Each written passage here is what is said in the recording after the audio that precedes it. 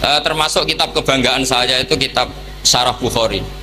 Beliau ketika menafsirkan hadis atau mensyarahi hadis, salasun mangkunna fihi wajata halawatal iman.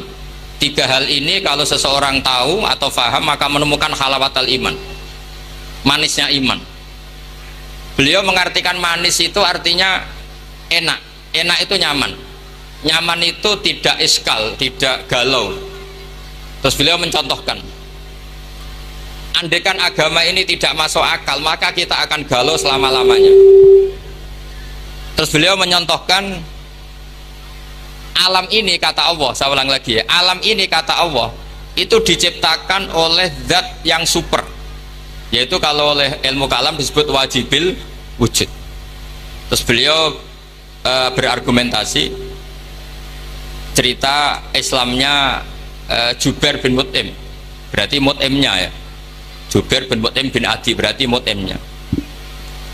Dulu zaman Nabi itu juga sudah ada orang ateis, orang ateisme. Kalau bahasa Arab dulu itu al-mu'attilah, kalau bahasa Arab sekarang itu biasanya disebut syuyu'i. Orang-orang ateis itu nggak mau mikir, pokoknya bumi ya ono, langit ya ono, sebabnya apa ya mbah pokoknya ono. Terus sama Islam diterangkan, Lala Mut'im ini datang ke Medina sebagai negosiator Asra Badrin, tawanan Badar. Delala Rasulullah pas baca surat Wattur wa kitabim mastur firokim mansur. Di antara itu ada ayat am khuliqu min ghairi syai'in am humul khaliqun. Masa alam raya ini langit bumi yang maujudat, jadi bumi ini berstatus maujudah. Kemudian maujudah ini diciptakan oleh adamiyah.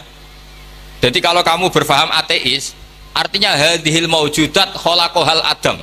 Ini semua yang maujud diciptakan oleh sesuatu yang tidak wujud. Kata Ibnu Hajar al Asqalani, andaikan Islam datang seperti itu, kamu tidak bisa tidur, akal kamu tersiksa. Karena kamu profesor kayak apa tidak bisa menemukan logika hadhil maujudat khalaqahal adam, bahwa maujud ini diciptakan oleh ketiadaan. Tapi Islam datang tidak seperti itu. Hadhil maujudat khalaqaha wajibul wujud. Ini maujudat diciptakan oleh zat yang wajib wujud, yaitu Allah Subhanahu wa ta'ala. Nah, dengan berpikir seperti itu ahlul akli nyaman.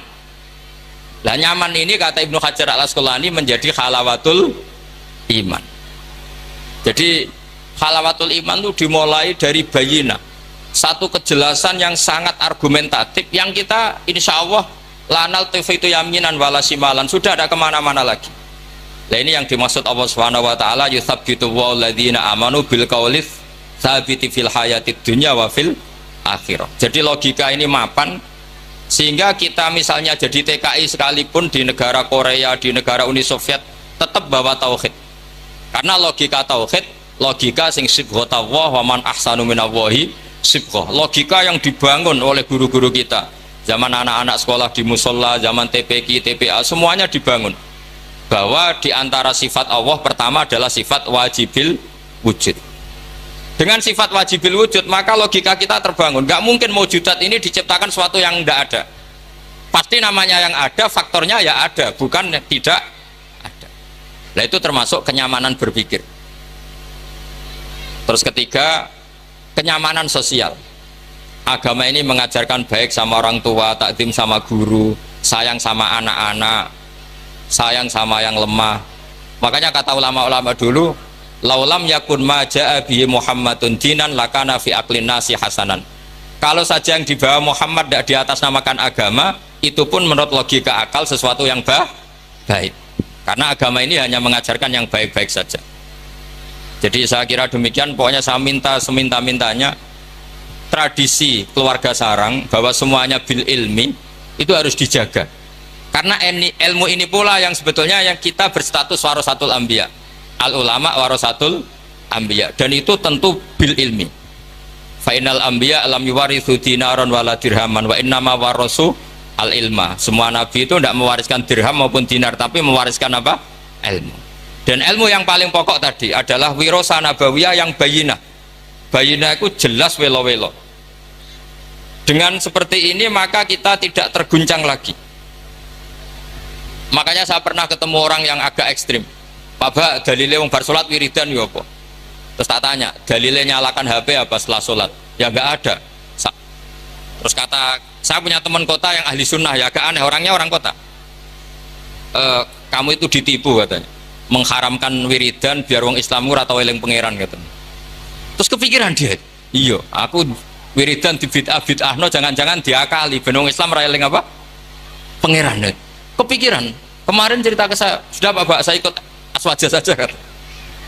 Jadi logika perdebatan itu meskipun ya kadang agak arogan itu, tapi itu bagus karena memang ya seperti itu sejarahnya para nabi seperti itu. Jadi nabi itu punya kemampuan, saya ulang lagi, nabi itu punya kemampuan, punya fatona untuk bikin logika, dan logika ini nggak terbantahkan. Makanya sifat nabi itu harus bersifat apa? Fatona, harus bersifat kecerdasan. Nah ini yang saya agak risau karena kefatonaan ini mulai terkikis. Anak-anak belajar mantek itu males, yang bisa digo ngakali, jadi tidak untuk hujah ilmiah tapi untuk ngakali. Padahal dengan mantek itu nyaman, saya ulang lagi nyaman. Sebab itu ulama-ulama dulu kayak Imam Ghazali itu dulu mati-matian belajar mantek, meskipun ya itu tadi tentu nggak bagus untuk semua orang, tapi itu bagus karena untuk mengawal tadi, untuk mengawal Islam. Misalnya begini, saya pernah ditanya, Pak Bahak, kenapa Islam itu menghalalkan ghanimah? Kok Islam kayak penjahat perang gitu ya, sudah musuh kalah hartanya diambil, persenjataannya hartanya diambil. Terus saya tanya, andai kan ada garong ke rumah kamu kemudian pistolnya tertinggal, apa kamu bilang monggo dipendet malih nih gadane jenengan gitu? Apa kamu sita? Oh ya saya sita Pak Bahak, nanti dipakai garong lagi. Ya kira-kira seperti itu. Kalau orang kafir senjatanya dikembalikan akan dipakai lagi. Jadi dulu selalu harus ada analogika, ada analogi. Makanya ketika Allah watil kal amsalu nadribu linnas wa ma yaqiluha ilal alimun. Semua aturan-aturan Islam itu sama Allah dianalogi itu dikiaskan supaya orang bisa berpikir. Kayak orang Arab dulu itu nyembah berhala, Lata, Uzza, Hubal itu disembah, padahal dari batu yang dipahat, Terus Nabi memberi contoh itu begini, Daraba wa masalah rajulaini ahaduma abkam la yaqdiru ala syai'in wa huwa kallun ala maula ainama yuwajjihu la ya'ti bi khair. Nabi bikin analogi gini, wahai para orang Arab, kalau saya punya pembantu yang buta, sudah buta, nggak bisa ngomong, abekam, bisu, mau nggak pembantu saya tak kasihkan kamu, kata. Wah ndak, Muhammad tuh merepotkan, bagaimana bisa bantu saya, dia buta, dia bisu. Terus kamu nggak mau Muhammad. Terus berhala kamu yang kamu sembah itu kalau tangannya protol itu yang dadani siapa? Ya saya. Kalau kotor yang bersihkan siapa? Saya. Terus Nabi Muhammad bilang gini, untuk jadi pembantu saja orang seperti itu kamu nggak mau, masa kamu jadikan apa tuh? Tuhan. Mung Tuhan kok ngerepoti itu. Mestinya Tuhan itu pantasnya direpoti, dimintain itu. Itu mereka akhirnya iman, iya. Pangeran kok ngerepoti, ono ngedusi, ono noto barang itu. Allah gampang sekali. Daraba wa masalah rajulaini ahaduma abkam. Abkam itu bisu. La yaqdiru ala syai'in, tidak mampu melakukan apa-apa. Wa huwa kallun ala maula. Namanya bisu, tuli, itu hanya merepotkan yang punya. Ainama yuwajjihu la ya'ti bi khair. Diarahkan kemana saja tidak membawa yang positif. Akhirnya mereka iman. Makanya disebut lam yakunil ladzina kafaru min ahlil kitabi wal musyrikina munfakina hatta ta'tiyahumul bayyinah, bahwa orang-orang kafir baik berkategori ahli kitab maupun orang musyrik tidak mungkin tercerabut dari akar kemusyrikan atau akar keyahudian, kenasronian, hatta ta'tiyahumul bayyinah, sehingga datang satu hujjah, satu argumentatif yang bisa mengalahkan pikiran mereka. Siapa itu? Rasulun minallah yatlu suhufam mutahharah. Nah sekarang Rasulullah sudah intaqala ila rafiqil a'la, tapi punya warosah, yaitu para ulama. Dan para ulama, para habaib, para siapa sajalah yang mewarisi ilmunya Rasulullah. Dan saya mohon sekali anak-anak ini harus terbiasa akademik. Ya akademik macam-macam lah. Saya berkali-kali baca hadis sahih. Yang paling saya cintai dari hadis itu apa? Yaitu kalimat-kalimat Rasulullah. Itu memang luar biasa. Misalnya beliau ngendikan, orang mukmin itu baik semua. Ajaban li amril mukmin. Terus beliau ngendikan itu ajaban li amril mukmin inna amrahu kullahu khairun. In asobatul sarra syakara fakana khairan lah. Wa in asobatul darra sabara fakana khairan lah. Terus beliau ketika ngendikan kematian kehidupan itu optimis sekali dan dengan pandangan positif. Kata Rasulullah, anggap saja kalau kamu hidup itu ziyadatan li fi kulli khairin, potensi mendapat kebaikan. Kalau kamu mati, ya syukuri, anggap saja pengakhiran dari semua keburukan. Sehingga adat-adat kiai-kiai dulu itu kalau ada bajingan mati, orang oplosan kok mati, ya tetap bilang, saya nggih Pak niki saya. Meskipun hadirin nggak siap bilang saya.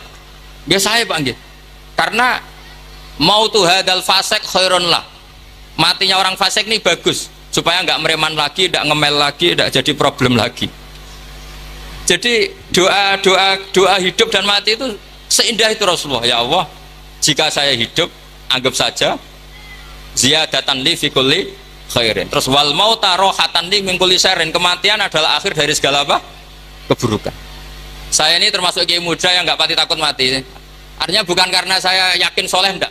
Misalnya kalau apa mati, pikiran kalau Gusti ini akhir dari segala potensi keburukan saya. Artinya kagum saya bukan masalah takut dan berani, enggak. Keilmian Rasulullah Shallallahu Alaihi Wasallam. Betapa mudahnya Nabi melihat sesuatu itu positif. Hidup dianggap tadi ziyadatan lana fi kulli khairin. Kalau kematian anggap saja rohatan lana min kulli syarri. Jadi mudah sekali Rasulullah. Lah ini menurut saya kefatonahan yang harus diwaris kita semua. Ya ngoten.